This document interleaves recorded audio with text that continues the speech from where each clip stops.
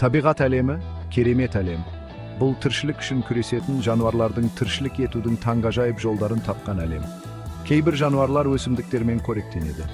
Біз оларды шөп қоректілер деп атаймыз. Басқалары, аңшылар, ет жейді. Бұл жыртқыштар. Жыртқыштар жер бетіндегі ең қызықты жануарлардың бірі. Джунглиде жолбарыстың аңдығанын елестетіп көріңіз. Маржан рифінде акуланың жүзіп жүргенін елестетіп көріңіз. Бұл жануарлар қоректік тізбектің басында тұр. Олар күшті және айлакер. Жыртқыштар бізді таң қалдырады. Неліктен? Мүмкін олардың күшінен, мүмкін олардың ақылдылығынан. Себебі қандай болмасын, жыртқыштар біздің ғаламшарымыздың маңызды бөлігі. Жыртқыштар бүкіл әлемде тіршілік етеді. Олар барлық тіршілік ету ортасына бейімделген. Мұзды Арктикадан аптапты шөлге дейін жыртқыштар өз орталарына бейімделген. Африкаға саяхат жасайық. Арыстандар саваннаны билейді. Бұл әлеуметтік мысықтар зебра сияқты ірі аңдарды аулау үшін бірге жұмыс істейді. Енді Амазонка тропикалық ормандарын елестетіп көріңіз.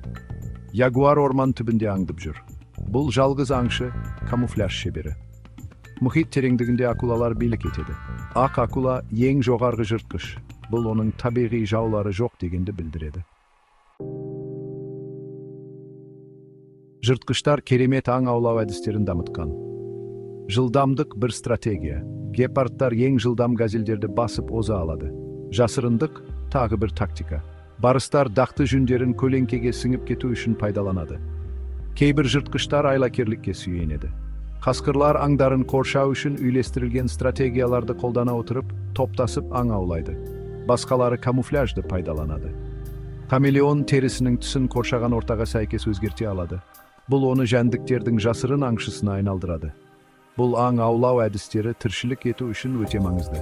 Олар жыртқыштарға азық-түліктерін ұстап алуға және өз орталарында өркендеуге мүмкіндік береді. Төртінші бөлім – өмір тепе-теңдігі. Жыртқыштар қорқынышты болып көрінуі мүмкін, бірақ олар экожүйеде маңызды рөл атқарады. Олар тепе-теңдікті сақтауға көмектеседі. Жыртқыштарсыз әлемді елестетіп көріңіз. Шөпқоректілер популяциясы күрт өсер еді. Олар шамадан тыс жайылып, азық-түлік көздерін таусар еді. Міне жыртқыштар осында келеді. Аң аулау және өлтіру арқылы олар шөпқоректілер санын бақылайды. Бұл шамадан тыс жайылымның алдын алады және өсімдіктер тіршілігінің сақталуын қамтамасыз етеді. Жыртқыштар сонымен қатар жемтік популяциясындағы ең әлсіз дараларды нысанаға алады. Бұл гендік қорды нығайтуға және ең мықтылардың тірі қалуын қамтамасыз етуге көмектеседі. Бесінші бөлім – қауіп төнген жыртқыштар. Өкінішке орай, көптеген жыртқыштарға қауіп төніп тұр.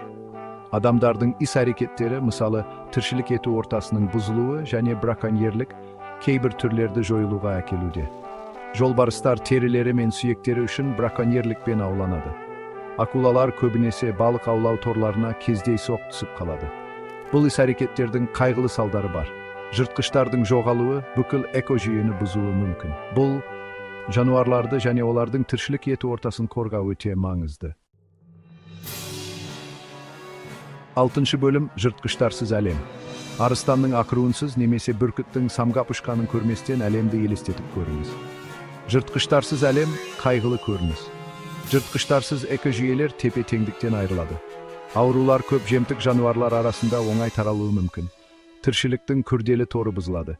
Жыртқыштар табиғат әлемінің ажырамас бөлігі екенін ұмытпауымыз керек. Жетінші бөлім – аңшыларды құрметтеу. Біз жыртқыштардан қорықпай, оларды құрметтеуіміз керек. Олар сау ғаламшар үшін маңызды.